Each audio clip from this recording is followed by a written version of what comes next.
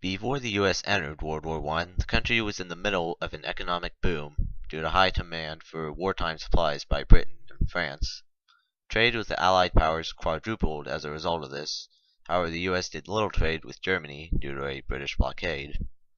Bankers such as J.P. Morgan also gave loans to the Allied powers to sustain their economy, and many citizens in the next decades would believe that the war was prolonged by corporate greed. The mobilization for the war had drastic effects on the economy.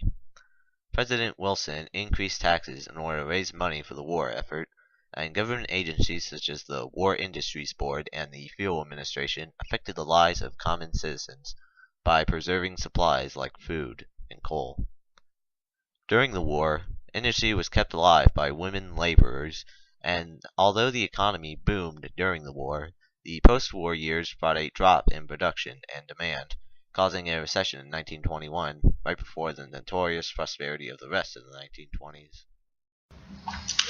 The many pre-war and post-war social effects of World War I included the pre-World War I idea of heroism and nobility in battle. These pre-war beliefs were shattered by trench warfare and the application of total war, which changed the values of heroism into feelings of disbelief and anger. A mood of desolation and emptiness soon prevailed at the end of the war, where great sacrifice had brought little gain. The unforeseen horrors of war were caused by the introduction of trench warfare onto the battlefield, which was a result in the advancement of military technologies. An example of a technological terror on the battlefield was the artillery cannon, which at the time could now fire shells the size of a man and killed more people during the war than any other weapon. World War I on the American home front was primarily volunteer-based, and unlike many other wars, it called for actions from the citizens. Is that good enough?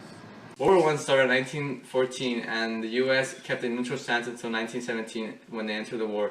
The U.S. mainly entered the war because of the sinking of the Lusitania in 1915, and 1917 unrestricted German submarine warfare, and lastly the Zimmermann's Note.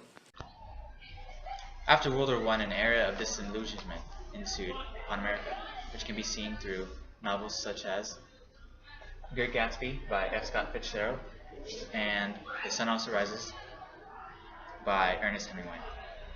These writers were part of the lost generation. Many of the themes included in these books included over-excess of alcohol and a sense of false euphoria. This is because during the disillusionment, people were so shocked by the terrors of the war that they tried to find other ways to seek some kind of happiness. This disillusionment could also be seen in the isolationist nature of the 1920s, in which Americans had no more desire to intervene in world affairs.